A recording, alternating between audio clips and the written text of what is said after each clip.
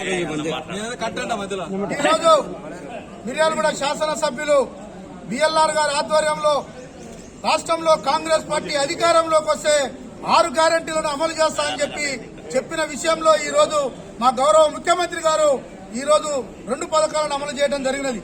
రాష్ట్ర కాంగ్రెస్ ప్రభుత్వం ఏర్పడిన తర్వాత 2 పథకాలని 10 లక్షల రూపాయల ఆరోగ్య బీమా పథకాన్ని, మహిళలకు బస్సు సౌకర్యాన్ని కూడా ఉచితంగా ఇవ్వడం జరిగినది. నిన్న ప్రారంభించినటువంటి 500 రూపాయలకే గ్యాస్ సిలిండర్ ధర, అదేవిధంగా 200 యూనిట్ల కరెంటును కూడా ఈ రోజు కాంగ్రెస్ ప్రభుత్వం మాట ప్రకారం మాట ఇచ్చింది, మాట నిలబెట్టుకుంటా ఉన్నది.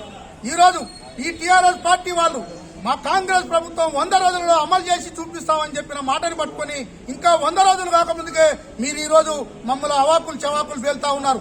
మీకు నిజంగా సిగ్గు శరం మానం ఏమన్నా ఉంటే మీకు కాంగ్రెస్ ప్రభుత్వం తెలంగాణ రాష్ట్రం ఏర్పడిన రోజు 16,000 కోట్ల మిగులు పడినట్టు రాష్ట్రంగా మీకు ఇస్తే సంవత్సరం వరకు కూడా మీరు సంక్షేమ పథకాలను అమలు చేయని దద్దమ్మలు మీరు. ఈ రోజు మాకు కాంగ్రెస్ ప్రభుత్వం ఏర్పడిన నాటికి 7 లక్షల కోట్ల రూపాయల అప్పులు చేసి ఈ రోజు తెలంగాణ ప్రజలను ఎత్తిన భారాన్ని పెట్టిర్రు. మమ్మల్ని మీరు ప్రశ్నించే హక్కు మీకు లేదు.